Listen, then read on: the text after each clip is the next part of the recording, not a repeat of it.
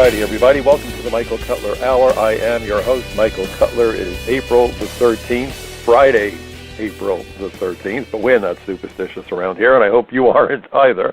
And it's 2018. We finally had the first day of spring here in New York City, and what a delight, what a change of pace. But not for long. They say it's going to get cold again. Boy, this climate change has been getting to me. I don't know about you. But anyway, I thank you for joining me so that we can play that game of catch-up that we do every week on Fridays to try to figure out where this country is headed, where the world is headed. And I sometimes think that Rod Serling of Twilight Zone fame has been writing the script. I don't doubt you would agree with that. Those of you who are familiar with me, who are familiar with my program, know that I'm a retired senior special agent with the former Immigration and Naturalization Service, an agency that was sliced, diced, ripped apart, and reconstituted under the Department of Homeland Security by President George W. Bush. It was done so poorly, I came to call DHS the Department of Homeland Surrender. And while things are better under the current administration, there is so much about immigration that leaves me wanting to pull the hair out of my head. I'm resisting the urge, but it is frustrating. I write for a bunch of websites, and since 9/11, this is how I've been trying to communicate. I've also been invited on a number of times to NRA TV. Yep, the National Rifle Association has a TV show, and I was on with Dana Loesch a week ago. I hope to be on with her again soon to talk about what else, immigration. I was on also with Graham Ledger, same topic, and we were looking at what is going on in Mexico with the caravan headed this way. Crazy set of circumstances. And I've also written a couple of articles for one of my favorite website locations. That, of course, is Front Page Magazine, frontpagemag.com. Very proud to have been writing for them now for a few years. And this week we had a doubleheader. On April the 9th, I wrote an article, or at least they published an article that I wrote. The title, Fears About Chinese Trade War Are Late and Dumb. The subtitle, China has been waging economic war against the U.S. for decades. And 2 days later, Front Page published my next article, Reinforcing Our National Guard at the Border, the steps that must be taken to really stop illegal entries. So we can dig right into all of this. Again, if you're familiar with me, you know my own personal website. It's michaelcutler.net. And again, I write for frontpagemag.com, The Social Contract. By the way, The Social Contract has a 30-odd page booklet coming out that we just finished. It's at the publishers. I'm expecting them to post it online. The name of the book, Immigration Fraud, Lies That Kill.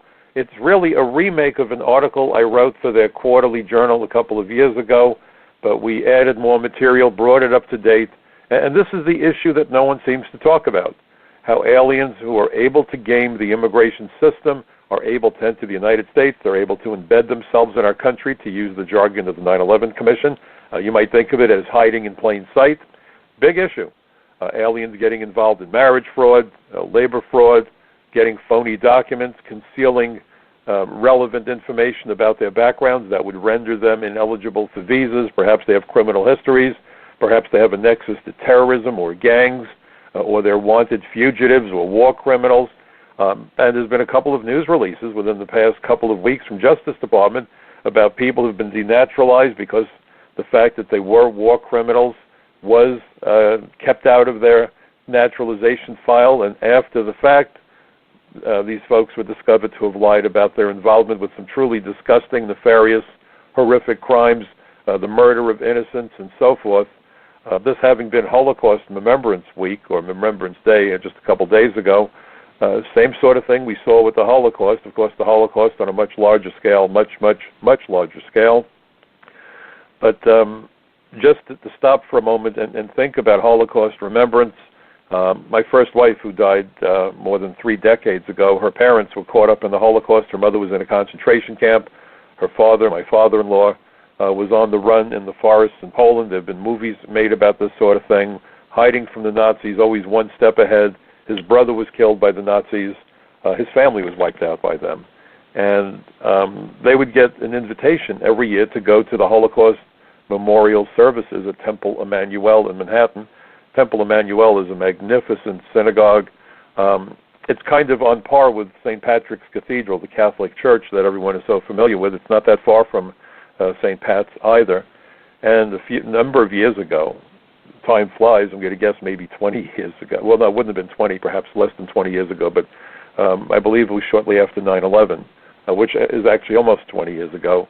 They suggested that I take my oldest son and my second oldest son to the services. They were getting too old to make the trek into the city, and thought that at least a couple of my kids should be part of this. And it was just absolutely remarkable. Alan Dershowitz spoke. I can listen to Dershowitz speak for hours. He's a brilliant speaker, a very bright constitutional lawyer, a very fair guy. And he, of all people, quoted Joseph Stalin and said, when we talk about mass murder, we always need to understand that each and every person who is killed is a separate and discrete murder. Don't get caught up in the numbers. And of all the people he might have quoted, he quoted Joseph Stalin, because Stalin infamously said that 1 million deaths was a statistic, but one death is a tragedy. So with that in mind, the idea that war criminals would machine gun innocent people, would torture the elderly and children and then kill them, and come to America fleeing justice is as repugnant as it gets. And this is all part of why we need to enforce the immigration laws, why we need to have integrity to the system. It's about making certain that America does not provide safe haven with some truly despicable pieces of human detritus. There are so many reasons why our borders must be secured. And in one case, we had an individual in the Middle East who was killing Christians, naturalized, concealed his crimes. Eventually it was discovered, so he's going to be denaturalized, or was denaturalized. But this is the sort of nonsense that happens when you don't have a secure immigration system, when you provide asylum and citizenship and green cards to aliens when we are unable to determine their true backgrounds. And the game of intimidation has been played very successfully by the immigration anarchists. If you dare suggest that anybody from any country not be immediately welcomed into the bosom of the United States, you're a despicable xenophobe racist. And that's not true at all. Not in the least. It's about being responsible stewards of our country for the preservation of national security and public safety, for the preservation of our nation, for ourselves, for our children, for our grandchildren. This is not anti-immigrant to say, well, we want to make certain we don't let in criminals, fugitives, terrorists, and spies. It's about national security. During the Second World War, the enemy combatants of the United States, Nazi saboteurs, entered the United States on U-boats. Today they're not coming on U-boats. America's enemies are coming on airliners. And America's enemies are running our borders. And they might be stowing away on ships. So bear that in mind. And please, have a spine. Stand up. When someone makes the accusation that you want our borders secured and the immigration laws enforced because you're a terrible person, don't you dare back down. I'm not asking anyone to get physical. That's the last thing I want. But words are weapons.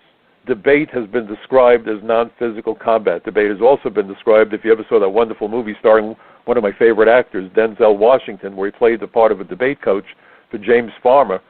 He said debate was blood sport. I was going to teach debate on the college level, had the opportunity to become a federal agent, not popped up. But that had been my plan, because I was on the debating teams in high school and college. And if you'll notice, college campuses shutting down debate, safe spaces. Why? Because the anarchists know they can't win an honest debate. So rather than lose, they shut down the discussion, so you only have a choice of one, what they have to offer the students. And that's not democracy, folks. The First Amendment is the First Amendment for a very good reason. So we need to learn to stand up, not with violence, but with logic, with facts, with reason. That's why I do the program, to give you the ammunition so that when you are confronted by these idiots, these boobs, these fools, these anarchists, that you know how to respond because you are armed with the information. Facts are stubborn things, as John Adams said. This program is about providing the facts. So let's now turn to my first article, the April 9th article about China and the so-called trade war that we're all so concerned about. What prompted my article, and I wrote a piece a week earlier about how we were educating our adversaries. Certainly China is an adversary. By anybody's definition, China is not an ally. It's a communist country. Their president is president for life. I don't know where you come from, but where I come from, we call that a dictator. President for life, flies in the face of any notion of democracy. This guy's going to be there forever as long as he's breathing. So he's not accountable to the people. After what happened at Tiananmen Square around, I believe it was 1989, when that brave young student stood in front of the Chinese tanks at Tiananmen Square, there was some rollbacks. They started to liberalize China a bit. But now that they've got a president for life, they're rolling all that stuff back. Make no mistake, China is a totalitarian state. Their track record on human rights is abysmal. I think of them as being North Korea light, and not all that light either. Remember, it was China that was selling body parts of their own citizens. All kinds of crazy, despicable nonsense. And yet George Bush Sr., when he was in the White House, gave China most favored nation status. Bill Clinton, after he came to power, said, oh, no, we're going to stop this. Said that during the election. As soon as he was elected president, was sitting in the Oval Office, he renewed it. His excuse, well, they're doing such terrible things where human rights are concerned. Maybe we can persuade them. How? By bribing him? He's not an American politician, Bill Clinton. I know American politicians all too often are easy to bribe, but not the leaders of totalitarian states. You know, it's the old joke of what do you give the man who has everything? So we continue this policy. We allowed them to rob us blind. They hack our computers along with Iran and Russia. And what do? We educate their students in the United States to be computer programmers. What next? Are we going to teach MS-13 and the Mafia, teach those guys how to shoot better and give them better weapons?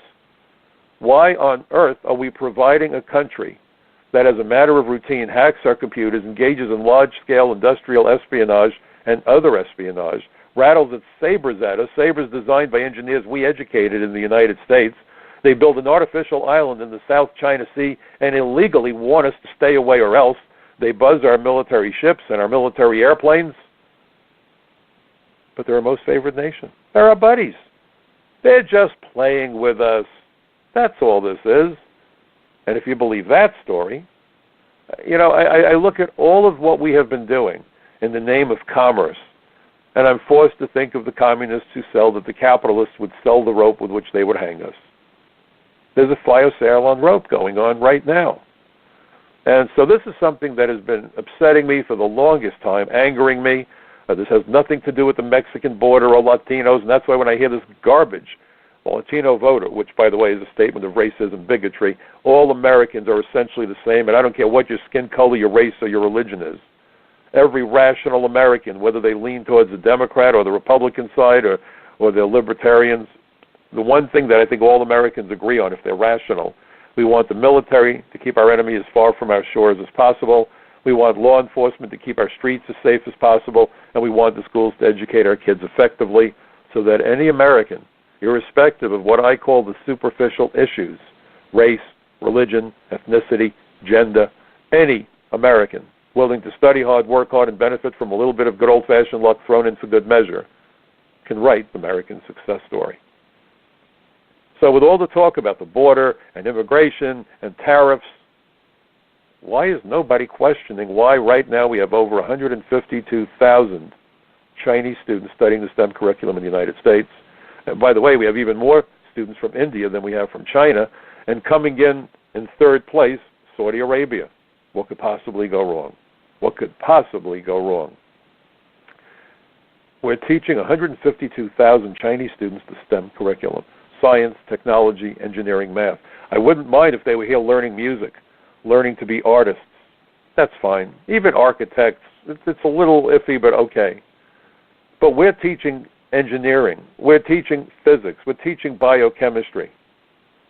So look at how we get rewarded. And this was what prompted this most recent article that I wrote about the Chinese trade war issue. Because as it turns out, the Justice Department issued a press release on April the 4th. The title of the press release, Chinese Scientist Sentenced to Prison in Theft of Engineered Rice. You might think, oh, rice, big deal, it's food. Well, this particular rice wasn't food. The company that did this in Kansas found a way to develop proteins in the rice that had medical implications, very serious medical implications to treat people. And the company in question had spent many years and millions upon millions of dollars doing all the research to develop this particular strain of rice. The company's name was Ventria, and here's how it's described in the news release from the Justice Department.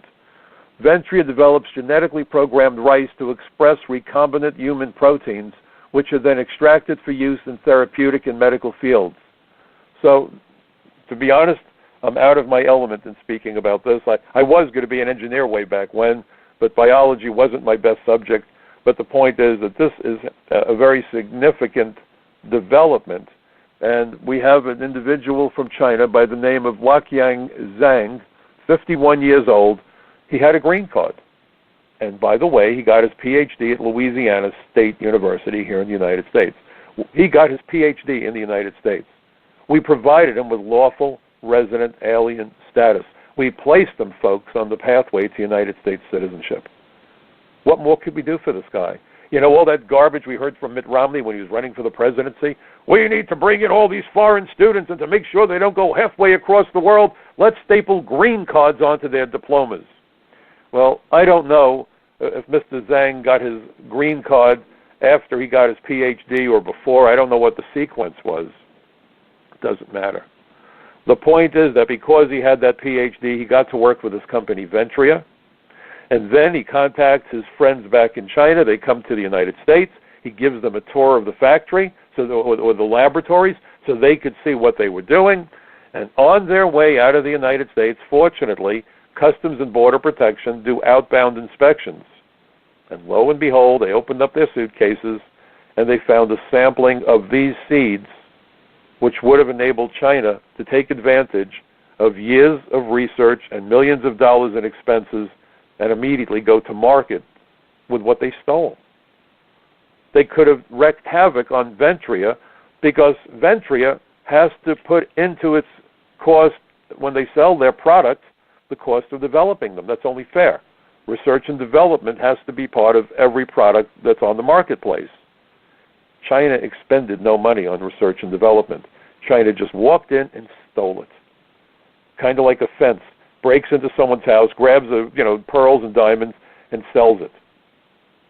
This is what China has been doing to us over and over and over again. They have an army of hackers, thousands upon thousands of hackers. They hack our computers every day of the week, every minute of every day, every second of every minute. Corporate computers, government computers, military computers, law enforcement computers, private computers. A couple of years ago, the Office of Professional Management said that a Chinese company, and don't ask me how that happened, that was contracted to do computer work, IT work for the federal government, used to be this nonsense would never happen, stole the records of millions of government employees. I was one of them.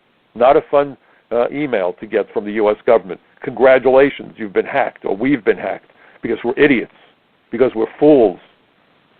This is the kind of stuff that keeps on happening, and in response you hear crickets, nothing, zippo. It's infuriating, it's dangerous. We're giving our adversaries everything they could possibly want, and when the president stands up and says, we've got to do better, all of the hand-wringing from our good, wonderful buddies in the Republican Party and the Nimrods of the Democratic Party, oh my God, Trump is going to start a trade war. And the wonderful folks at the United States Chamber of Commerce, I get those words confused all the time, they jump up, oh, trade war, and the stock market starts shaking. The stock market should have been shaking for the past 30 years, folks.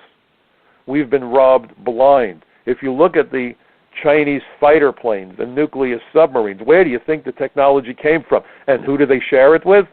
Their good friends and our bitter enemies, the North Koreans. And by the way, and I mentioned it last week, I'm going to mention it again, foreign students who study in the United States become eligible for what's known as optional practical training. They get, I believe it's now 2 years to work after they get their degree, and they can also work while they're studying here so they can apply what they're learning in the classroom in the real world. Now, what does that mean? It means that American companies who don't give a damn about their employees or about America fire Americans and employ these foreign students because they are less expensive. So American, middle-class, dedicated, talented, experienced workers get fired, very often can't find a replacement job, not just the computer industry, although it runs rampantly through that industry. And we bring in people from China who very often, and other countries, commit intellectual property theft. They ignore copyright laws and patent laws. They just don't care. And what have we done about it? Essentially, nothing. We pick off the occasional guy like this guy Zhang, and he was sentenced to 121 months in jail, so he'll be cooling his jets for a while. And I hope we deport his rear end out of here when he gets out of prison. But the point of the matter is, if it wasn't for the sharp-eyed CBP, Customs and Border Protection folks at the airport, China would have gotten away with it. And in fact, there was an article, or a point made in the article that I read about it, where cartoonists, when China does this, call it Chinese takeout. It might give people a little chuckle, but there's nothing funny here. We are enabling China to outpace us in building weaponry. Who do you think is going to be facing down those weapons? Our members of the armed forces. They're not at war with anybody, but they have the largest assembly line in the world right now for building nuclear submarines. Why are they cranking out so many nuclear submarines? Take a wild guess. They are determined to become the dominant force in the world. They are all over Africa. They're all over Latin America. They're looking for new energy and new natural resources. And what are we doing to stop this? Nothing. We are aiding, abetting, and facilitating this nonsense. I remember for years we used to hear about nuclear nonproliferation. I remember Jimmy Carter, the supposed nuclear engineer who called himself a nuclear engineer and couldn't pronounce proliferation. The brain trust that we have working for us in the White House all too often. We're going to have nuclear nonproliferation. But we'll teach nuclear physics to our adversaries. What could possibly go wrong? And what's so remarkable is that Dianne Feinstein, back in 1998, February the 24th, 2 days short of the 5th anniversary of the bombing at the World Trade Center that left 6 dead, over 1,000 injured, inflicted over $500 million in damages, almost brought one of the towers down. There was a hearing 5 years afterwards. They move quickly in Congress, don't they? 5 years after the attack, let's have a hearing. I mean, think about that. Could they move any slower? Well, I guess they could do it in reverse. So they have this hearing about foreign terrorists operating in the United States. Dianne Feinstein jumped up and said, maybe we should end the visa waiver program. It was actually a pilot program then. Well, I've been screaming about that forever. And then she said, maybe we shouldn't be giving visas to aliens who come from countries that sponsor terrorism. Well, back then that was easier to identify because today you have first-generation citizens in European countries that have the visa waiver program, but they were born to parents who came from the Middle East who perhaps harbor resentment and anger and hostility towards the West. So they're raising little terrorists in Europe, and we've seen what happens with that, all those deadly attacks. But we'll keep the visa waiver program. And Congress, in its little bit of sleight of language instead of sleight of hand, we're going to come up with an enhanced visa waiver program so we'll keep everybody safe. And the average dumb American says, thank God they're on the case. And how do they do that? How do they enhance the visa waiver program? If you're a citizen from a visa waiver country, but in the last 90 days you've been to a half dozen countries, Syria, Iraq, Afghanistan, I don't have the list in front of me, doesn't matter, you get the idea. If you're that person, you will now need a visa to come to the United States. So the obvious question is, how in the world will our people know if these people have been to any one of those prohibited countries? And the answer is, we won't. But the Congress really doesn't care, folks. They could care less. But they've got to create the illusion. I'll make the analogy I've made before. It's the guy that promises to cut the woman in half, that very pretty assistant. And he knows if he really cuts her in half, he's going to kill her, he's going to go to jail. And even when he gets out of jail, whenever that is, no one will ever work with him again. So he knows he can't hurt a hair on her head, but he has to create a convincing illusion that he cut her in half. And everyone is entertained, and everybody claps, and everybody goes home happy. But nobody dies. On the other hand, the politicians know that the great majority of Americans, I don't care what party you're with or identify with, they know that the average American wants our border secured, our immigration laws enforced, but they also know, just like cutting the woman in half, if they really do it, the people who bribe them, the U.S. Chamber of Commerce and a laundry list of other globalist outfits will stop writing the checks. So they know that they have to promise. They have to promise to secure the border. They have to promise to address the issues. But at the same time, they've got to make certain that nothing they promise comes to pass. This is the game they play.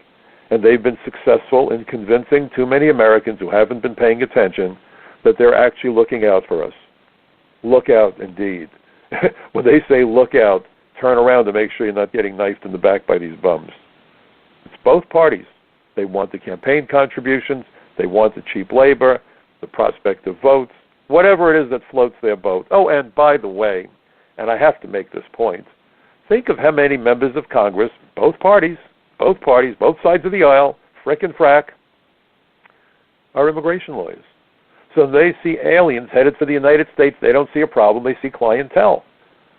And when these folks leave Congress, and we have a couple doing that now who are immigration lawyers, when they leave Congress after January, they will go in probably to private practice as immigration lawyers, and they're trying to get laws passed that would be fabulous for immigration attorneys. They're feathering their nests. They have a conflict of interest, and they're supposed to be representing we the people. This is such a betrayal of their oaths of office, of their campaign promises, of just decent standards. Decent standards. They're elected to represent us. They're elected to protect America, and they could care less, and they can't wait to hit the ground running, because once they're out of Congress, they can hang a shingle on some law firm and make some pretty good money, folks. And they're going to make sure that before they leave, they're going to try to get laws enacted that will feather their nests. And if that isn't a conflict of interest, I'd certainly love to know what is. And you have people who have children, their kids are involved in the computer industry, some people in lofty positions in Congress, they won't be there in January, but their kids would love to have lots of Indian programmers. So you wonder why we have H-1B visas, you wonder why there's a proposal right now to give H-1B visa holders green cards. There's no compassion here. It's duplicitous betrayal of American high-tech workers. That's what it is. There's no other way to describe it. And they're shameless about it, because Congress has itself convinced that they are above the law. They are lawmakers, but they grin and wink when they know people violate the laws that were written by a prior Congress. How can you be a lawmaker and condone law violators? Think about that. Think about that. Your whole career, your profession is to write laws. You see people walk all over existing law, and they're okay with it. And I've seen this in state legislatures. I testified before the Maryland State Legislature. I saw that years ago. One of the legislators looked at me and said, Mr. Cutler, we all know people violate the law. What's the big deal? What's the big deal? You're writing laws and you don't want them enforced, then why are you here? I really want to ask most of these legislators why they're there, what it is they think they're supposed to be doing. You would think that anybody who is a serious legislator would be particularly offended when people violate the laws. Not so much. It depends. There are some good people. People like Chuck Grassley, my friend Lou Barletta, running for the Senate from Pennsylvania. But how many members of Congress, both parties, make a big joke about the fact that there are people out there violating the laws? Look at immigration. And look at the nonsense that we're told. Well, we can't arrest 11 million, so the best we can do is give them lawful status. We'll know who they are. We'll bring them out of the shadows. Not so much, because there's no money or no agents that are going to be hired to find the ones that don't come out voluntarily. And where else but in immigration law do you ever hear the argument that we may as well give people basically an amnesty, and they argue it's not an amnesty. I don't care what you call it. You can call it a rutabagus for all I care. If it walks like a duck, quacks like a duck, and craps like a duck, it must be a duck. And so they want to give people lawful status because we just can't arrest them all. There's many more people with driver's licenses and cell phones than there are illegal aliens in the United States, yet I've never heard anybody say, well, there's just too many people with licenses and phones, we can't do anything about texting while driving. We can't do anything about driving and drinking because there's just too many people with driver's licenses who like that cold beer on the summer day. There's just too many people who commit tax fraud for us to do anything about it. Do we ever hear that kind of reasoning with any other law? Of course not. It's all part of the Magic Act. It's all part of the I'm going to cut the woman in half routine. It's all a scam. And the American people for years have been scammed. And I think people are starting to wake up, which is why Trump got elected, which is why you look at what's going on in Orange County and in Southern California, where suddenly the governor is facing mutiny. Governor Moonbeams is suddenly finding that local mayors are standing up to his lunacy of sanctuary state and saying, no, we won't do this. We're going to join the federal government's lawsuit. But please understand the risks that we're running by educating our adversaries. India comes in number one, and there was an individual from India who was involved in moving money to Anwar al-Awlaki, who's been being prosecuted for that. And he was educated in the United States, got an engineering degree. I can't tell you how many times we've seen aliens get engineering degrees and they were involved with terrorism. In fact, one of these individuals referred to what was going on as the jihadi engineers. They were learning how to be engineers in the United States, I guess, so they could create havoc wherever they went, and we educated the engineers. And this goes back to what Feinstein said finally, because to finish up on Feinstein, she said we ought to end the visa waiver program. Maybe we shouldn't be giving visas to aliens who come from countries that sponsor terrorism. And the third thing she said, perhaps we should not be giving education in high-tech fields to citizens of countries that sponsor terrorism. We shouldn't be teaching them biochemistry. We shouldn't be teaching them nuclear physics. Nobody fainted, but nobody did anything about it either. And my question is why? My question is why? Why would you provide the technology to people who are citizens of countries that have problems with terrorism or countries that are adversarial toward the United States? Why would you educate their citizens so they can go home and build up their military, or they can go home and build weapons of mass destruction? This is suicidal. This is sheer lunacy. And it's still happening. And if we're going to talk about China, then I'd like to know why Chinese students are still able to study the STEM curriculum in the United States. If I was the president of the United States, I would tell China, you're done. Your students are all going home as long as your computer hackers are hacking our computers, and I don't care if you're going to tell me that they don't work for the government. Rein them in. Don't you dare buzz our fighter planes. We're not going to allow your students to study in the United States. Now, I have to tell you, we're locking the barn after the horses have been stolen, but enough is enough is enough. Why in the world would you educate Chinese engineers when they could act so aggressively against us? This is stupid. This is absolute idiocy. And I haven't heard anybody say anything about it. And I'd like to know why. Why in the world are we kowtowing to universities that are teaching pablum to their kids anyway, for the most part, their students? The federal government needs to step in and say no more student visas for foreign nationals from certain countries to study the STEM curriculum. It's just that simple. Why would you equip programmers with the ability to hack our computers? Why would you give terrorists the ability to make weapons of mass destruction? Why would you help countries that are adversarial to us build up their military that they plan to confront us with down the road? This is idiotic. It's suicide. This is suicidal. I don't know any other way of putting it. But this is where you come in. You need to call up your elected representative and raise the issues. Go to Front Page Magazine. Read my article. If you like it, I hope you like it. Send it to your congressman. Send it to a staff. Send it to your friends. Put it on Facebook. Get it out there. We are acting in a self-destructive fashion. There is no upside to this. There is zero upside. Long term, this is going to get people killed, American people killed. This is putting us in a lousy position, and we are doing it to ourselves. These are self-inflicted wounds. And this isn't a statement of xenophobia. But when you see time and again, and we know that there are thousands upon thousands of computer hackers in China, why are you teaching Chinese students to be better computer programmers? They threaten us with their military. Why let them educate their engineers in the United States and then get practical training so they get to commit acts of espionage against us? Please don't tell me this is xenophobia. This is just the desire that I have to see America and Americans survive. I want to make certain that our children and their children have a bright future. They won't have a bright future if the military in 20 or 30 years winds up confronting or being confronted by the Chinese military, and we enabled them to build up that military. This is as dopey as it gets, folks. If I sound irate and angry, there's a good reason, and I hope it makes you as angry as it makes me. But please, when you're done listening to my program this weekend, send out some emails. Have people read the article. Raise these issues when you have conversations with your neighbors. You know, you go to church, you go to synagogue, whatever it is you're doing, have the conversations. Let's have an honest conversation. Does this make any sense? Does it make any sense that we are providing our adversaries with the latest technology, the latest education, and opportunities to rob us blind?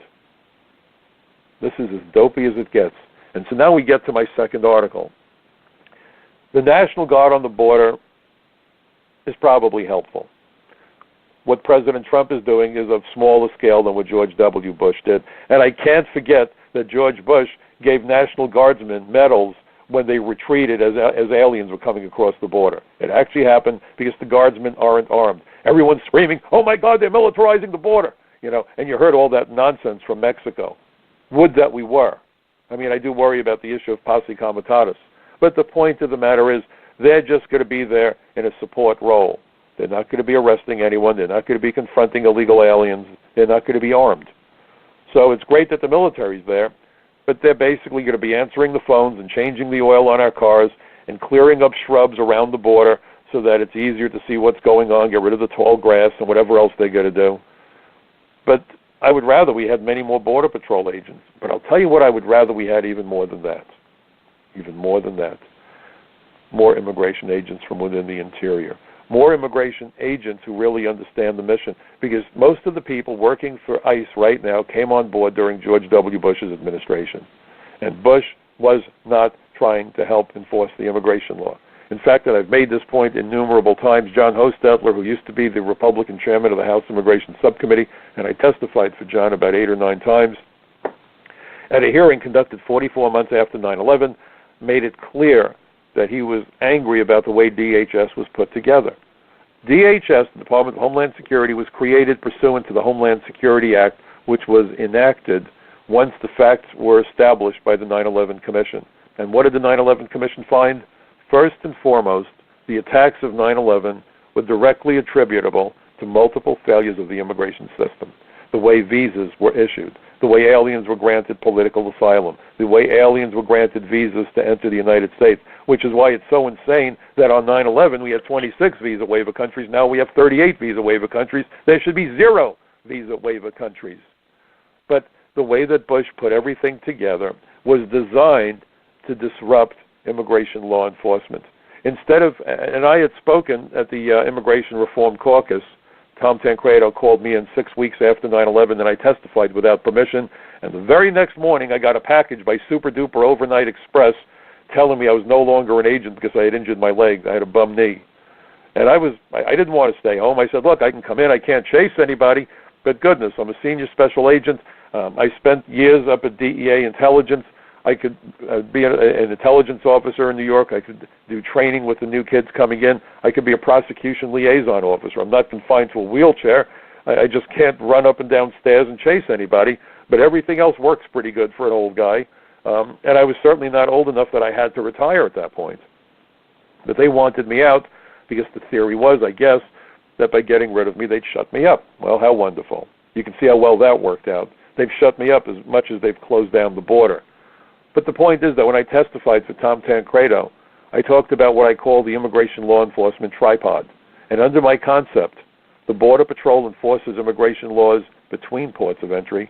The inspectors, and they did that job for 4 years, enforce the immigration laws at ports of entry. But what's always been neglected and left out of the equation is the interior enforcement of immigration laws. And if I see one more comment in response to my articles where they say, well, E-Verify solves the problem, that's about as naive and dopey as it gets. E-Verify, mandatory E-Verify is very helpful. But if and only if there are agents who can go out and investigate employers to make certain they're not hiring most of their people off the books. That's the way you get around E-Verify. If you hire people off the books, they don't show up anywhere. So if all you do is audit the paper, it will look as though they're in compliance. This is why you have auditors who go through tax returns So if you say something that's obviously off the wall, IRS is going to take a fine-tooth comb to your tax return. We need to do that with employers. We have 6,000 ICE agents for the entire United States of America. Half of them are doing customs work. And half the time, these agents are being detailed to augment Secret Service and conduct other investigations that have absolutely nothing to do with immigration. Under the concept of the tripod, these three components would have worked seamlessly. And I would have spun the immigration benefits program away from this, and the agents could have instilled that program with integrity. But that's not what Bush wanted. So he took ICE and made that separate from Customs and Border Protection, made that separate from Citizenship and Immigration Services, and then they split ICE into half so that they have Homeland Security investigations, which HSI took the word immigration out of the title to de-emphasize immigration. The Bush administration could not have made it more clear that they did not want the immigration laws enforced. And then, of course, when Barack Obama came to office, all bets were off. But please understand, this is from both sides of the aisle. Both sides of the aisle. And both sides of the aisle want amnesty. And the division point between the Democrats and the Republicans is whether or not we give amnesty to aliens citizenship. The silliest argument I've ever heard. It's meaningless. I'm sure they worked this out in a backroom session, and everyone's laughing up their sleeves at how dopey Americans are. We admit 1 million lawful immigrants every year. There's absolutely no reason to reward people for coming to the United States illegally. We're spending over $13 billion a year and employing over 60,000 people at Customs and Border Protection. What's the point to that if it doesn't matter how you come here? And so when the president heard that there was this caravan from Honduras coming this way, so he said, I'm going to send the National Guard to the border. Okay? So here's the problem. When those aliens from Honduras get to the border, if they turn themselves over to the Border Patrol and yell the magic words, asylum, now political asylum used to be just that, political asylum, because of race, religion, ethnicity, tribal affiliation, political affiliation, perhaps sexual orientation. If you faced persecution in your home country, we would consider giving you political asylum. It should be investigated, by the way, because we know that that's a tactic that's been used by the terrorists repeatedly in the United States, in Europe, all over the place, lying about credible fear. Think of the Tsarnaev family that came from Russia, claimed they couldn't go back to Russia. We gave them asylum, and they promptly went back to Russia. Ultimately, their two sons carried out that deadly attack in Boston around the Boston Marathon back on April 15, 2013. One of them had actually become a naturalized citizen. The other one had his green card. We need to know what's going on. And there have been hearings done about this. But in any event, so these people are going to come in yelling political asylum, but it's not about political. They're going to complain that it's too violent in their home countries. And indeed it is violent. According to a San Diego Union Tribune article, last year, hold on to your seats, folks, over 29,000 people died in Mexico. Over 29,000 people died in Mexico. Mexico should be a very successful country. The same article, and this parallels other material I've seen, open source material, puts the Mexican economy at number 15 in the world. That's pretty high up there. Why then do they have abject poverty? Because of the drugs and because of the Mexican oligarchy controlled by people like Carlos Slim, who at one point was the wealthiest man in the world. So they have an oligarchy. 1% of the population controls something like 95% of the wealth. What's happening in America is America's wealthy are attempting to create the same sort of oligarchy in the United States that exists today in Mexico. That's why the middle class is contracting. It's going away. Because the oligarchy that controls the economy, that buys the politicians, think of Citizens United, unlimited amounts of money can be poured into political campaigns. This is nothing short of bribery. So the goal is to have more wealth. The guy that steals a loaf of bread, you feel bad for him. You know he's hurting. But when you have billionaires rigging the system so they get still more money, this is psychopathic behavior. This is outrageous. This makes the robber barons of the 1800s look like Boy Scouts. So you've got all this violence in Mexico, and the article in the San Diego Union Tribune said that actually Jamaica and Honduras, all these other countries per capita, are far more violent than Mexico. They're trying to paint Mexico in a good light, I guess. You can't. You can't. And the cost to the Mexican economy is astonishing. They actually pegged the cost to the Mexican economy in 2017, $249 billion in losses, which represented roughly 21% of the country's gross domestic product. That's the level of loss caused by the deaths because of the drug activity, the corruption, and all the other madness. Think about that. And it is accelerating. And so how in the world do you not want to protect America from that level of violence? How in the world does anybody from any party oppose the president's desire to put up a wall and take whatever measures he needs to take, or we need to take, to make certain that the violence, the drugs, the craziness doesn't come across that border? And when you see all these Hondurans, and I made this point when I was on with Dana Loesch, I said, we don't even know that the people who are part of those Honduran caravans are only from Honduras. And we don't know if there's any MS-13 members in there. Just the way that the terrorists have embedded themselves in the refugee flows, make no mistake. MS-13 embedded themselves with the unaccompanied minors and in this flow of humanity coming across the southern border. And we also have to worry very seriously that terrorists could easily embed themselves. Remember, you've got terror training camps in the tri-border region of Brazil, where Brazil abuts with Argentina and Paraguay. Those camps are run by Hamas, Hezbollah, probably ISIS, and Al-Qaeda. Iran is sending shock troops every week to Caracas, Venezuela. So the likelihood is very strong that in those flows of individuals coming across the border are criminals, terrorists, and fugitives. How in the world do you ignore all that? And so I don't care where politicians stand, left or right, whether they like President Trump, they don't like President Trump. Don't they care about the American citizens? Don't they care about the country and the oaths of office that they took? Don't they care about their own children? If you look at the level of narcotics in the United States and the opiate deaths, heroin is not produced in the United States. This stuff is pouring across the Mexican border. It's coming in through the seaports. It's coming in every which way. And the solution isn't just the Mexican border, and this is the point. It's interior enforcement. Because no matter how the aliens get to the United States, ultimately they make their way to towns and cities across America. And once they get to those towns and cities, there's nothing that's appreciably done to go after them. And you add to the confusion and the difficulties that we have the sanctuary cities. So the likelihood that an illegal alien is going to be found, arrested, and deported is probably slimmer than for that alien to try to buy a winning lottery ticket. The key to immigration enforcement isn't the border as much as interior enforcement. Because effective interior enforcement not only involves arresting illegal aliens, that's pretty obvious. It's also working on task forces. I spent 10 years with the Organized Crime Drug Enforcement Task Force. The second largest contingent of agents assigned to the Joint Terrorism Task Force are immigration agents. Think about it. When foreign nationals enter the United States and they're terrorists, they violate our immigration laws.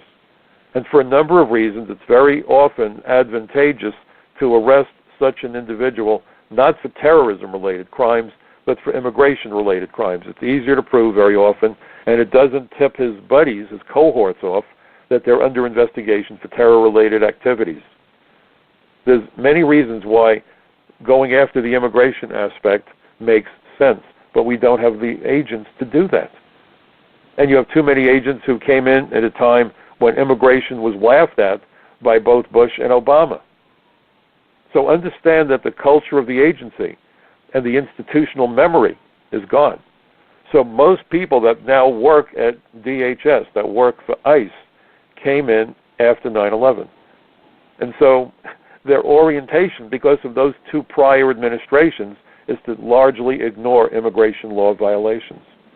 We need a sea change in the culture of the agency so they can understand that what immigration agents do is an adjunct to what the military does, keeping America's enemies as far from our shores as possible. And you also need the agents to go after the employers. And finally, you need the agents, and this is super important, to go after immigration fraud. Because immigration fraud was determined by the 9/11 Commission to be the key entry and embedding tactic of terrorists. We have thousands of people who got lawful status, even citizenship. They may have been involved in terrorism, but we naturalized them. We gave them political asylum. The Tsarnaevs are an example. Faisal Shahzad, the Times Square bomber, another example. We can go down a whole list. I've been writing about these cases every time they pop up on the DOJ website as a press release. If you go back to Front Page Mag, you can pull up my past articles. There is no shortage of terrorists who were lawfully admitted into the United States and then applied for lawful status and succeeded. Now that ought to tell everybody that this lack of integrity to the immigration system poses a threat to national security and public safety. And that's something that the Border Patrol can't begin to address. If the U.S.-Mexican border was bulletproof and protected by the deflector shield from the Starship Enterprise, 9/11 still would have happened the way it happened. The Boston attack would have still happened at the Marathon the way it happened. San Bernardino would have happened the way it happened because the aliens involved did not run the Mexican border. Again, I'm not saying don't secure the Mexican border. We absolutely must. But it's only one of many ways of entering the United States. That's why I wrote an article a while back for Front Page, and I called it Immigration, Border Security and the Immigration Colander. The Mexican border represents only one hole in the bottom of a colander that you use to drain pasta.